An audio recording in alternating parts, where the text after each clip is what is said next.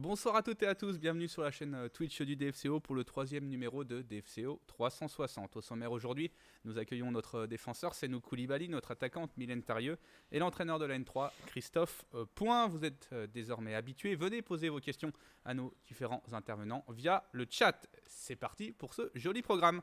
Et on débute avec Senou Koulibaly qui est avec nous, notre défenseur et international malien.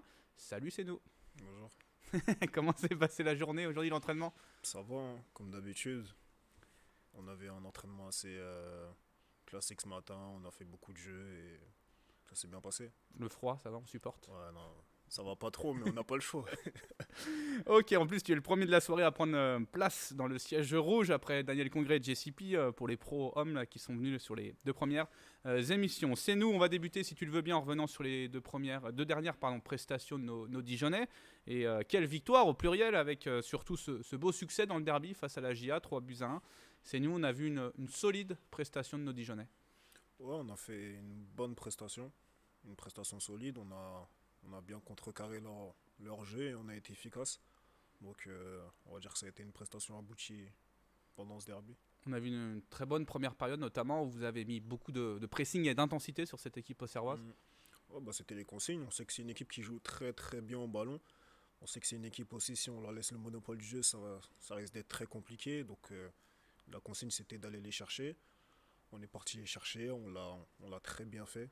On a laissé un peu d'énergie, mais ça a marché. On a été très efficace en première mi-temps et ça nous a permis de pouvoir gérer la fin de match.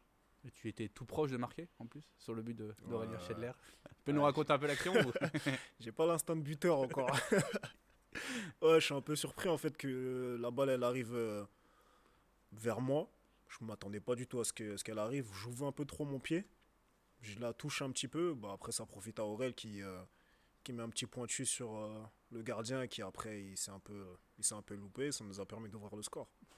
Deuxième mi-temps, ce but de Yacine aussi, ce troisième but Mhm. qui fait du bien, qui vous permet de souffler un peu avant cette fin de rencontre qui aurait pu être plus tendue que ça.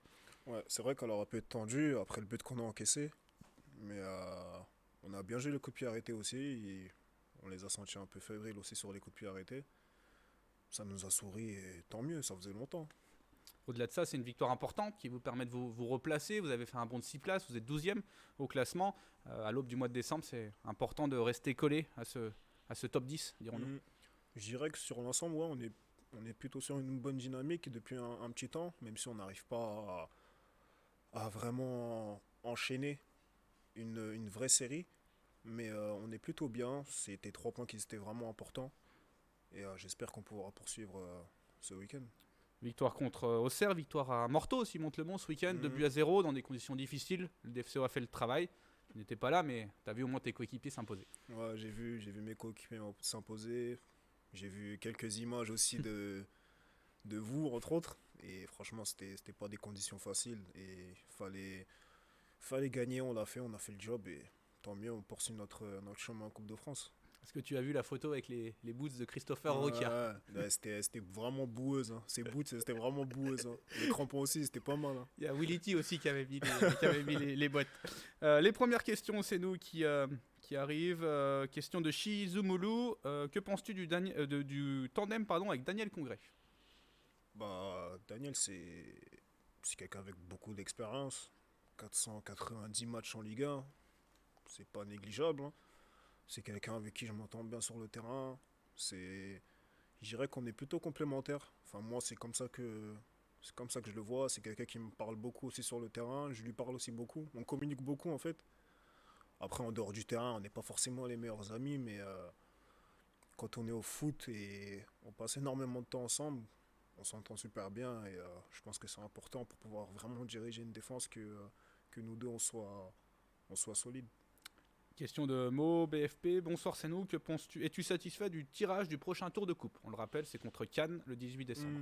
Ouais, bien sûr, on est satisfait. Après, notre objectif c'est d'aller le plus loin aussi dans cette compétition. Donc peu importe l'équipe qu'on va prendre, il va falloir y aller et remporter la victoire. Avant la Coupe de France, il y a ce match vendredi à Guingamp. Malheureusement, tu ne seras pas suspendu. Mhm. Comment vois-tu cette rencontre? Justement, tu le disais, vous êtes sur une bonne dynamique. Il faut continuer à prendre des points. Justement, c'est sur ce genre de match-là, justement, qu'on a du mal à à passer certains caps. On a réussi à enchaîner des victoires, parfois de 2 ou 3 matchs. Et ça a toujours été des moments décisifs qui auraient pu nous faire basculer de l'autre côté. Je pense que là aussi, ça va être un match qui peut nous faire basculer de l'autre côté. Si on réussit à prendre 3 points, on réussit à prendre un peu large sur le bas du classement et à se rapprocher justement des places de la première partie de tableau. On disait mois de décembre chargé avec cette coupe. Il y a donc ce match à Guingamp. Après, il y a la réception de Niort et le déplacement à Nancy. Tu sens que ça peut être un mois important pour la suite de la saison? Ça peut pas être un mois important, c'est un mois important. Il nous reste 3 matchs avant la fin de cette première partie. Faut bien terminer. Je pense que c'est des concurrents pour l'instant qui sont directs, même si je pense que on a l'ambition d'être un petit peu plus haut. Mais faut passer par ce genre de match et ils vont être très très compliqués. Et c'est par ces matchs-là qu'il faut passer si on veut inverser la tendance. Question de Shazam du 21. Penses-tu que le DFCO peut encore y croire pour la montée en Ligue 1? Alors là, il faut que tu sois voyant sur deuxième partie de saison. Moi personnellement j'y crois. Après Pas brûler les étapes. c'est tout un processus pour pouvoir y arriver. Il faut pas C'est pas parce qu'on a fait une victoire contre Auxerre que directement faut se prendre pour quelqu'un d'autre. Je pense qu'on a pas mal progressé depuis le début de saison. Il faut qu'on continue sur ce chemin-là et en s'améliorant encore chaque match, on pourra espérer quelque chose, mais pour l'instant, il faut se concentrer sur notre objectif à nous, personnellement.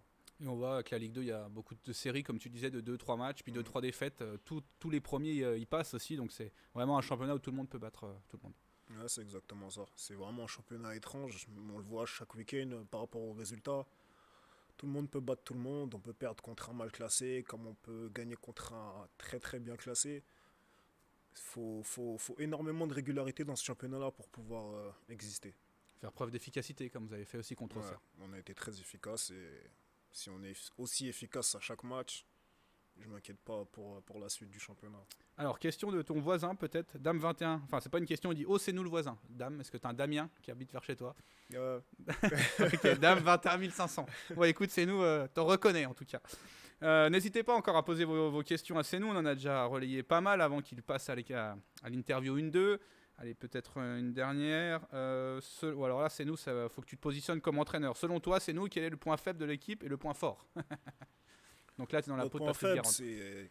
c'est le manque de régularité. Pour moi, c'est notre plus gros défaut. On est capable de faire des super matchs, comme on est capable de passer complètement à côté.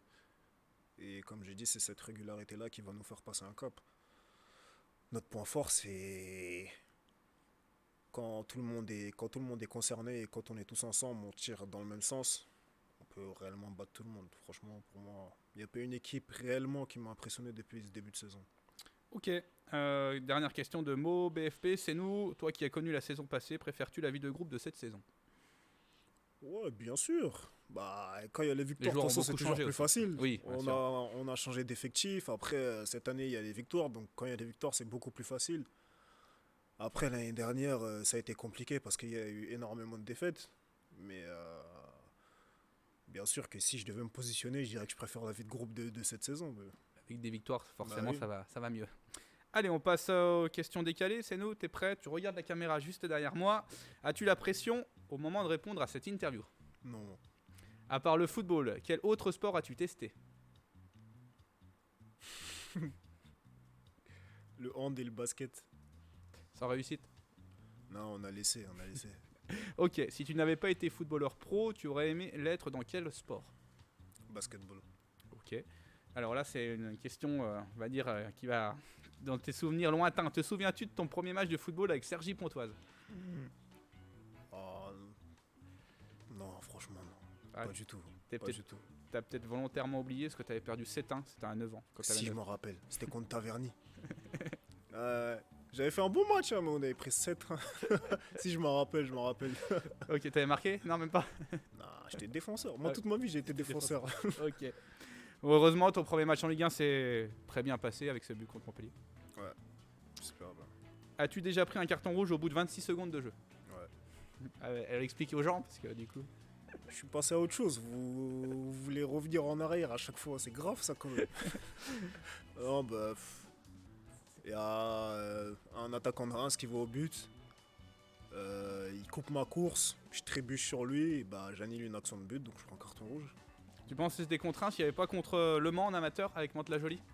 Oh, j'ai fait ça 2 fois. Non, Le Mans c'était 1 minute 27, quelque chose comme ça. Ouais, ça marche. Se qualifier pour la prochaine Coupe du Monde avec le Mali, ce serait Historique. le joueur de football qui était affiché en poster dans ta chambre. J'en avais pas. Quel est ton avis sur le Ballon d'Or? Lionel Messi c'est le meilleur. Parmi tes anciens coéquipiers au DFCO, quels sont ceux avec qui tu as gardé le plus de contact? Mes anciens quoi, il y en a pas mal hein. Si je devrais en citer un, je dirais Wesley Side. Et celui qui a fait le meilleur parcours? Depuis qu'il a quitté le DFCO, je dirais Dina Bimbe. Ok. Es-tu toujours le DJ du vestiaire pour la musique? J'ai passé le flambeau à Erwan. C'est- Ok. Quel joueur de l'effectif ne pourra jamais mettre sa musique dans le vestiaire tellement c'est pas ton goût? Samaritano, il faut qu'il arrête. Lui. Ok. Pourquoi? Il met n'importe quoi. Un coup, il va mettre du Aznavour et après, non, franchement, ça n'a rien à voir. Lui, faut qu'il laisse. C'est l'ancienne génération aussi, c'est normal. Faut qu'il trouve le juste milieu. Ah, faut qu'il arrête, c'est fini. De toute façon, on l'a banni du DJ, c'est terminé. Ok. Quel est le joueur le plus chambreur du vestiaire? Cette année Oui. Rokia. Bizarrement, c'est toujours le même nom qui revient. Non, le bilan. C'est le bilan. Ok, il y a deux styles, le billet en roca où ça se vaut. Bah, ils se chamaillent beaucoup les deux en fait. Mais au final, c'est toujours le bilan qui casse un peu Rokia, donc Ok. ça nous fait rire. Plus jeune, tu as été livreur de pizza. Au final, c'est quoi ta pizza préférée? L'oriental. À base de merguez? Ouais, merguez. Ok. Un bon petit plat que tu pourrais nous préparer? Ah, je sais pas cuisiner, moi. Ok. J'ai quelqu'un qui s'occupe de ça. Ok. La tâche ménagère que tu détestes le plus? La vaisselle. Ok. Ton plus beau voyage? En Grèce. Et le prochain dont tu rêverais? Tanzanie. T'aurais pu dire Qatar, avec le Mali. Tanzanie. Penses-tu partir un jour Allez, dernière question. Penses-tu partir un jour en voyage avec Théo Pelnard? Ouais, bien sûr. Ok, on en a terminé pour cette interview 1-2. On va passer à la roue maintenant. Alors, c'est nous, je vais rappeler avant que tu te lances dans cette opération technique, toujours. Donc, si tu tombes sur le rouge, tu devras nous montrer la pire photo de ton portable. Le jaune, tu devras découvrir qui se cache derrière les 3 visages qui sont sur la tablette. Le vert, on verra si tu es incollable sur la ville de Dijon. Le violet, tu devras reproduire l'emoji que tu as devant toi. Et le doré, soit tu nous racontes ta meilleure blague, soit tu fredonnes un extrait de ta chanson préférée. C'est quel cas ça? Le doré. Le doré. Faut pas que je tombe. Magnifique création avec du papier de Noël. Donc, vas-y, fais-toi plaisir. Alors, violet. Ah, tu dois reproduire l'emoji. Hop. Tiens. Tu dois le reproduire en regardant bien la caméra. Juste là. Attends. Bien. Ok, vas-y, qui peut relancer la tour? La roue, pardon. Encore? Oui. Je le fais combien de fois ça? Ah, on va essayer de tomber sur toutes les cases. Non. Allez, je t'évite le doré. Sauf si tu tombes sur le doré. Le rouge, me mets pas le rouge. Allez, vas-y. Vert. Alors, es-tu un collab sur la ville de Dijon? Allez, dans quel département se situe la ville de Dijon? 21. Côte d'Or. Ouais. Côte d'Or. Ouais, c'est bon, ouais, c'est bon. Allez, et puis on enchaîne. En quelle année, alors là, elle est plus technique celle-ci. En quelle année la ville a mis en circulation son premier tramway? Oh, non, là, tu vas trop loin, là. Vas-y, je dirais. À partir de. C'est entre C'est 2010 entre 2010 et allez, 2021. 2016, on va dire. Entre les deux, 2010 et 2016. Tu m'as cassé, là, j'allais dire 2016. Je dirais 2015. Ouais, c'était 2012. Après ça, c'est. Mais- Je pense qu'il y a beaucoup de Dijonnais qui s'en souviennent pas non plus. Vas-y, tu peux tourner la roue. Encore, bah on a déjà fait. Ouais, décidément, tu veux vraiment être. Oh, le bleu. Alors, le bleu répond à la question corsée du vestiaire. Qui s'habille le plus mal, selon toi? Daniel... Daniel Congrès. Allez, explique-nous. Un jour, il est venu avec un kéfier. J'ai plus vu ça depuis 2008, je crois. Je dis non, lui fait n'importe quoi. Ok. Et deuxième question, qui met le plus de temps à se réveiller le matin? Oh, ça doit être check, hein. Oh, ça doit être check. Sûr. Ok, allez, vas-y. Au pire, on passe directement à la question jaune, où tu as trouvé les trois visages. Bah, tourne si des fois on tombe sur le jaune. Ah, le rouge, la pire C'est quoi, photo le de ton téléphone. Ah, vas-y. Ah là, je peux rien, c'est le hasard. Hein. De moi, hein. Oui, de toi, oui, de toi, oui, quand même. Il faut que je remonte à avant. Je te la montre où? Tu la montes bien devant la caméra, juste à ma droite, s'il te plaît.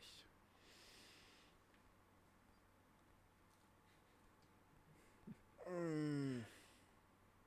Après, ce qui est bon signe, c'est que tu sois obligé de remonter loin. Mais ça peut du coup être un vrai Voilà, cliché ça intéressant. remonte loin. Bon. Tiens, je dirais celle-là. Moi. Tu la montres bien ici. On voit bien Bertrand? Ok, c'était du coup la photo. En 2014. Avec Dembaba et Moussasso. Ok. Mais je suis pas très beau sur la photo. Ok. On passe directement aux trois visages. Donc il y a trois joueurs qui se cachent derrière ce joueur. Je te laisse chercher, trouver surtout qui ils sont. À Val, Oui, à Rome, oui. Ça t'es bon. on dirait un coach.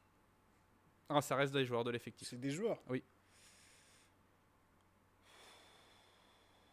C'est qui le dernier? Plus dur, je te l'accorde. C'est un joueur, hein? Oui. Jesse? Non. Alors là.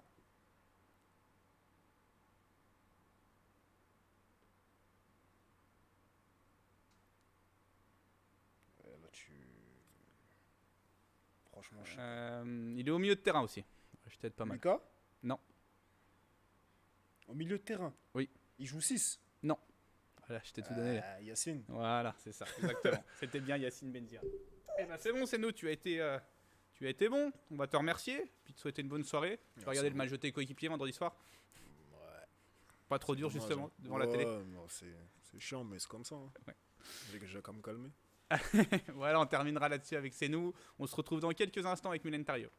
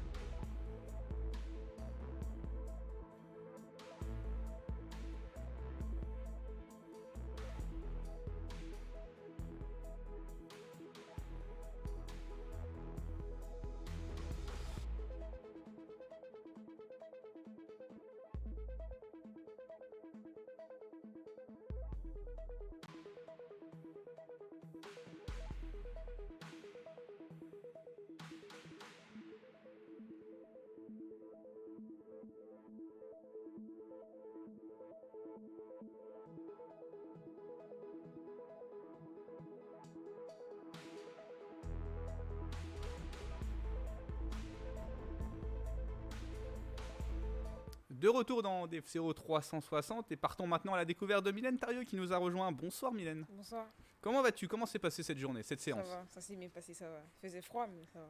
Comme c'est nous, le froid, t'as du mal? Ouais, j'ai du mal. Ok. Vous étiez en repos ce week-end, l'équipe féminine. Tu as pu te reposer.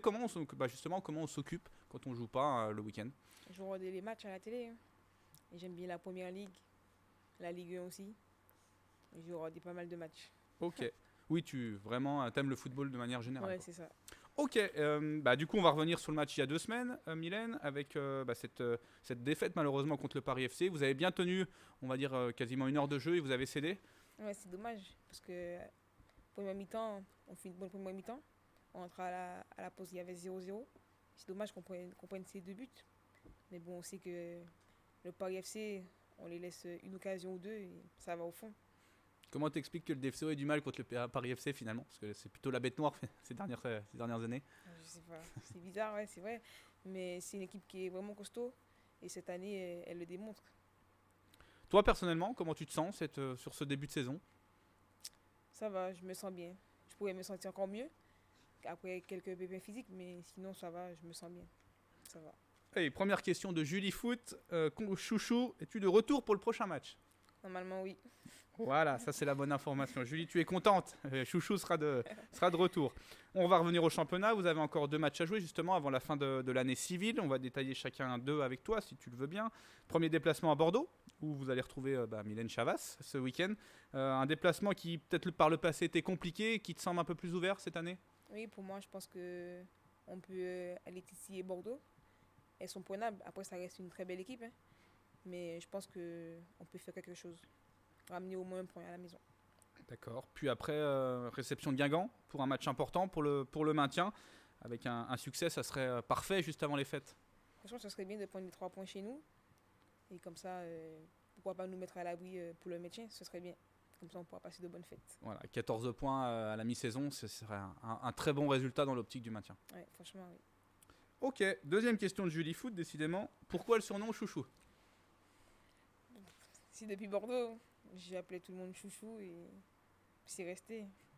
T'as gardé des contacts à Bordeaux Oui, donc tu vas retrouver pas mal de têtes connues ce week-end. exact.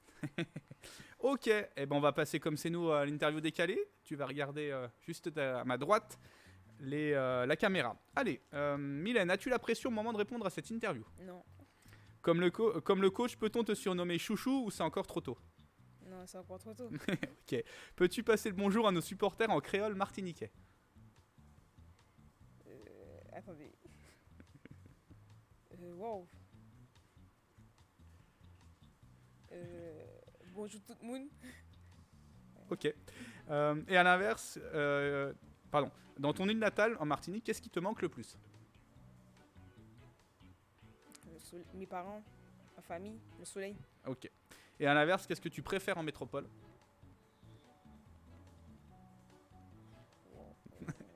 Bon, t'as le droit d'aimer que tu plutôt préféré ton île natale. Mais le foot, hein. C'est Le ma passion en fait. Ok. Quels sont tes endroits préférés à Dijon? Je sors pas beaucoup. Je dirais. Bon, je sais pas. Je sors pas beaucoup. Ok. Un truc qui t'énerve particulièrement dans la vie courante? Les critiques. Critique. Ok. Ton insulte préférée au volant?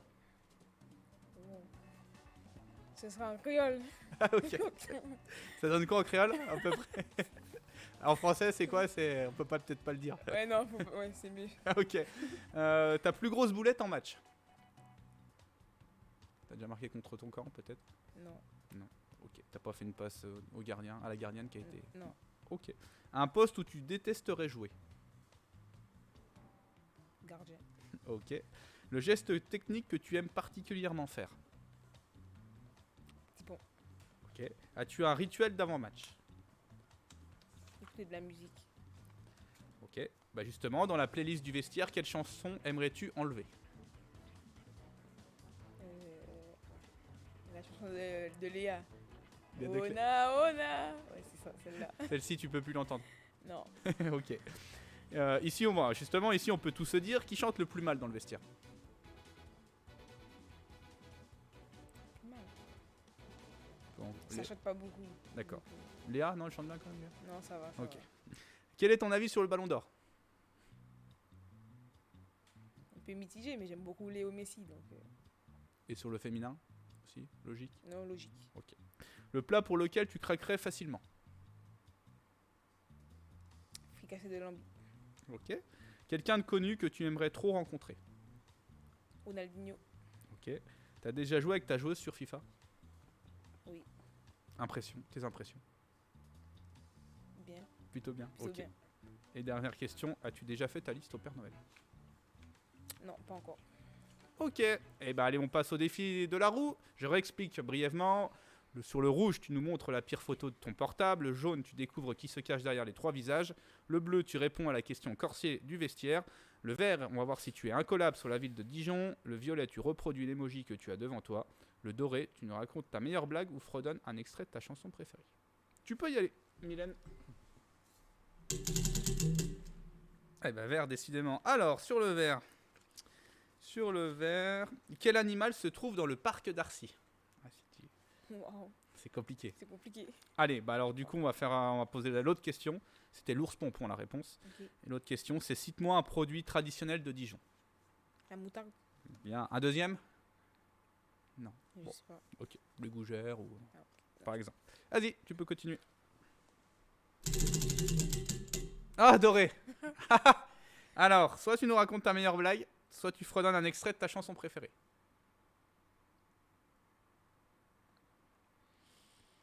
J'ai pas de blague donc. Eh ben, tu peux chanter. Voilà. Un petit peu. De ma chanson préférée. Eh baby hello. J'espère que je te dérange. Ah, c'est tout. Eh ben c'est bien, Mylène, c'est bien. T'as joué le jeu, t'es la première quand même à tomber Ah sur ouais cette case. Ah. Et t'as joué le jeu. D'autres, je voudrais pas la citer, en parlant de Hélène Farcoq qui a relancé la roue. Mais Ah. bon. Vas-y, Petite tu peux. joueuse. Petite joueuse. Ah bah décidément, non, vas-y, relance. Allez, on va passer, si tu veux, on va faire sur le jaune, avec les 3 visages, comme ça. Je te laisse découvrir qui se cache derrière cette joueuse. Colline. Alors, il y a Colline, effectivement.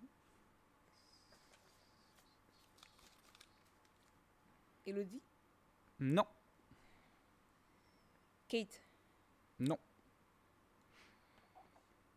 Si, il y a Kate. Allez, pardon les yeux, si, tu as raison. Si. J'avais pas les... Je me suis mal renseigné sur les fiches. Donc Colline, Kate. Colline, c'est les cheveux, les yeux, c'est Kate. Et la bouche, La bouche, la bouche. elle joue pas devant et pas au milieu. Voilà, je t'ai déjà quand même pas mal aidé. Ophélie. Non.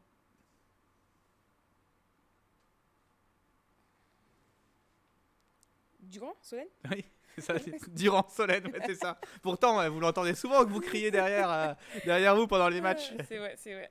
Super, Mylène. Allez, hop. Vas-y, relance, sinon on te fera faire les 2 emojis. On a... Ah, la question corsée du vestiaire. Allez, qui fait le plus de selfies avant un match? Daisy. J'aurais dit Daisy. Ok. Et l'autre question, qui met le plus d'ambiance en soirée? Noémie. Carrage. Ok. Pourquoi C'est Nono. Ok. Je peux pas dire, mais c'est Nono. Les intimes comprendront. Voilà. Exactement. Allez, on te fait vers les 2 emojis. Bah, relance si des fois, avec un peu de chance, tu tombes dessus. Sinon. Eh bah, violet, regarde. C'est parfait. Allez, on commence par celui-ci. Oula. Tu regardes bien la caméra. Oh, bah, c'est avec la tablette en moins. Voilà. Vas-y, le deuxième. Normalement, t'en as une deuxième. T'en as un deuxième, pardon. Super, super Mylène. Très bien. Et on a fait le tour de toutes les catégories. Merci Mylène. Merci Bon à match ce samedi à Bordeaux. Ramenez-nous des points. À l'extérieur, vous avez désormais l'habitude, donc c'est bien. Exact. Allez, merci beaucoup, Mylène. Bonne soirée. On passe avec Christophe Point dans quelques instants.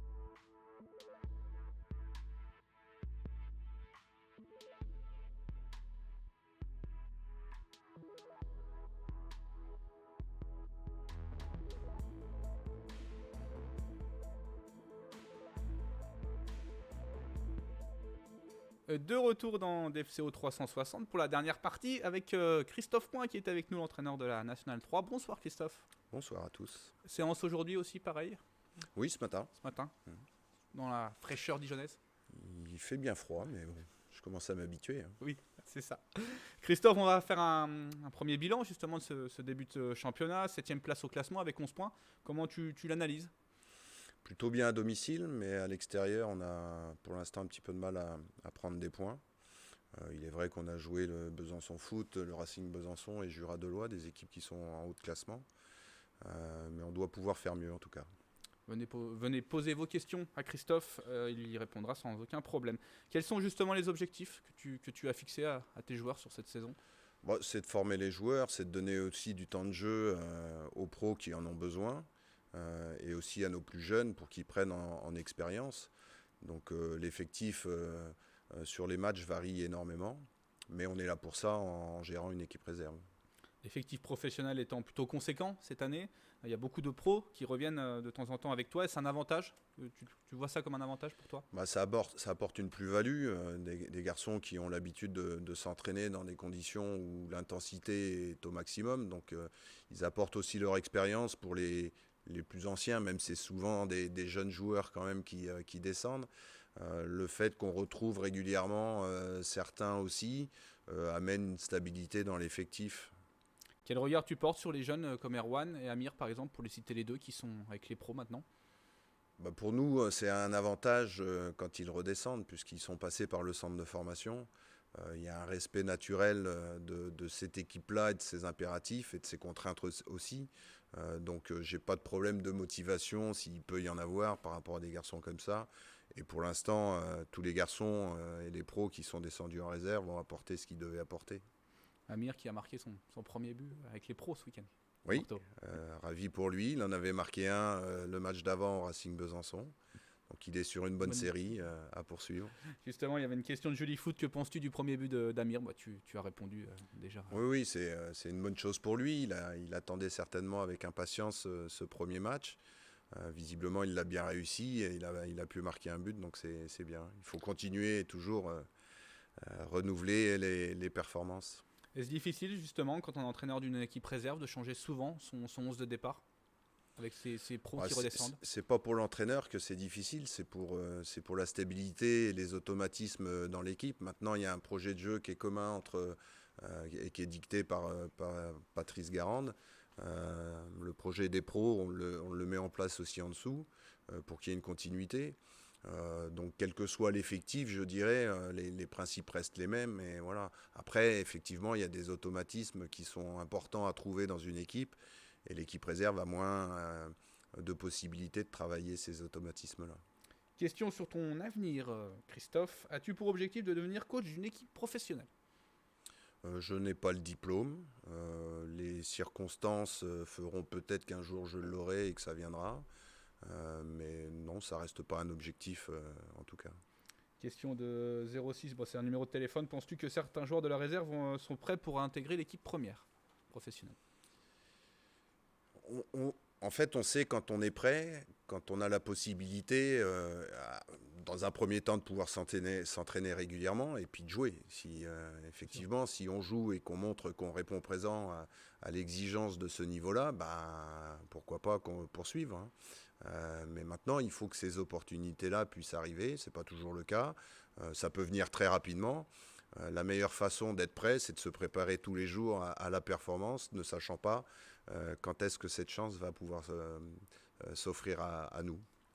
Est-ce que le fait qu'il y ait eu un changement, c'est une autre question, est-ce qu'il y a le fait qu'il y ait eu un changement dans l'équipe première, est-ce que ça impacte ton travail, toi, au quotidien, du coup, avec ta réserve, ton équipe réserve? Oui, parce que Patrice est venu avec son projet de jeu et ses idées. Donc il a demandé à ce que l'équipe réserve joue comme l'équipe première, logiquement. Donc il y a quelques retouches, effectivement, qui différencient des années précédentes. Mais de façon générale, le fonctionnement reste identique. Et puis c'est le fonctionnement finalement d'une équipe réserve, c'est toujours s'adapter à Exactement, on doit répondre à l'exigence des pros, permettre, comme je l'ai dit tout à l'heure, aux joueurs pros d'avoir du temps de jeu, et puis aux plus jeunes de se familiariser avec ce qui est attendu au-dessus. Sur la partie sportive, en réception de Guignon, dimanche, Comment vois-tu cette rencontre? Un beau challenge, un match difficile. Guignon est une équipe qui a l'ambition aussi de monter et puis qui, chaque année, joue le haut du classement. Donc, il faut s'attendre à un match compliqué, mais j'espère qu'on pourra y répondre avec toute la qualité nécessaire pour rester invaincu à domicile. Allez, on va regarder s'il y a des dernières questions, Christophe, et puis après on passera à la question à la partie décalée. Je pense que tu as déjà répondu sur les entraîneurs. Oui, globalement, on a fait le tour. On passe aux questions décalées. C'est des photos, Christophe, où tu dois te rappeler à quel moment de ta vie, pourrait-on dire, ça fait référence.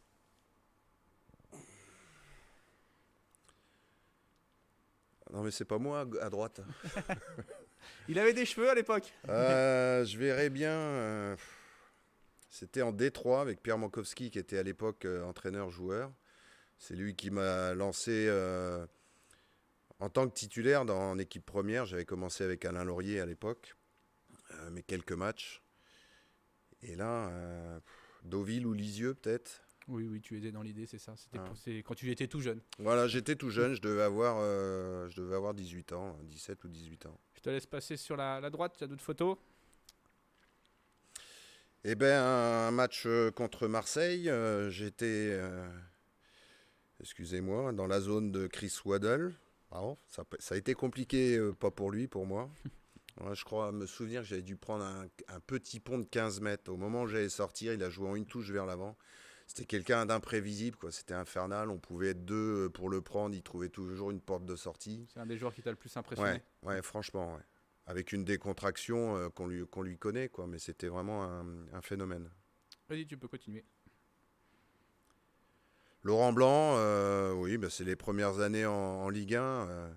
Laurent Blanc qui jouait à l'époque à Montpellier, milieu de terrain. Voilà, on avait souffert énormément puisqu'on avait commencé par 7 défaites d'affilée, ou 6, et 7e la victoire contre Toulon. Mais on s'était maintenu avec une fin de saison improbable. La dernière. Un autre grand joueur, Safet Suzic, qui était aussi impressionnant techniquement, d'élégance. J'ai un bon souvenir, c'était à Venoy, là, où j'avais fait plutôt un bon match dans sa zone, j'avais dû jouer au milieu de terrain. Mais bon, c'est des joueurs, moi, qui m'ont marqué parce que bon, ils sont plus vieux que moi et que quand j'ai commencé, j'avais un peu les yeux grand ouverts. Grand ouvert, ouais. C'est bon, Dominique Rocheteau, d'ailleurs. C'est ça. Ouais. Il était sur la photo aussi, Dominique Rocheteau. Là. Justement, quel joueur, par rapport à ta carrière de joueur, quel joueur t'a le plus impressionné? Chris Waddle, franchement, j'ai adoré à la fois son esprit de joueur qu'il avait, cette décontraction, ce plaisir qu'il prenait, et il était capable de faire des trucs exceptionnels, quoi. Après, dans un total autre registre, il y a eu... il jouait à Marseille aussi, le Portugais, là. Oh la vache. La tête, on vieillit. Un défenseur central très agressif et qui, lui, prenait son impulsion à l'arc de cercle des 16-50 pour enquiller tout ce qu'il y avait devant lui, quoi. C'était ça, il avait un jeu de tête fantastique. Non, il y en a eu énormément. Abedi Pelé. Il y a quelques beaux noms. Sur les photos qu'on a montrées, il y a quelques beaux noms à cette période-là. Il y avait, mais encore aujourd'hui, il y a des joueurs fantastiques. Hein, mais c'est vrai que cette période-là était pour nous exceptionnelle. Avec Caen, on avait connu quand même un joli parcours. Avec les maillots qui ont pas mal évolué aussi là. Ah oui, les premiers. Pas mal de choses ont changé. Les cheveux ont disparu et les maillots aussi, les shorts ont pas mal. Merci de me rappeler tout ça. Je suis sur la même voie là, rassure-toi. Mais bien plus jeune. Bien plus jeune, exactement. Et dernière question, alors c'est une question géographie là, Christophe. Tu es né à Nantes, tu as fait toute ta carrière de joueur en Normandie. Question évidente, est-ce que Nantes et le Mont-Saint-Michel sont en Bretagne ? Alors on dit que Nantes, il y a une partie de la Loire qui est en Bretagne et l'autre en Loire-Atlantique. Et le Mont-Saint-Michel, c'est la bataille aussi de savoir qui va le récupérer. Mais je pense que le Mont-Saint-Michel est en Normandie. Voilà, on terminera sur ce point géographie mené par Christophe points. Merci Christophe, tu restes avec nous pour la dernière partie. C'est la partie grand quiz où justement il y a 2 places à gagner pour DFCO Niort. Pour participer, c'est très simple. C'est le plus rapide d'entre vous qui remportera les 2 places. La question, c'est en quelle année le DFCO et Guingamp se sont-ils rencontrés pour la première fois en match officiel? En quelle année le DFCO et Guingamp se sont-ils rencontrés pour la première fois en match officiel? Christophe, tu as une idée un petit peu? Première année de Ligue 1, non? Bien vu. T'es trop bon, là, tu les as guidés. Je vais me tourner vers Bertrand. Est-ce qu'il y a des... Pas encore. Donc, je répète la question pour ceux qui viennent de nous rejoindre. En quelle année le DFCO et Guingamp se sont-ils rencontrés pour la première fois en match officiel? 2 places pour DFCO Niort sont à gagner.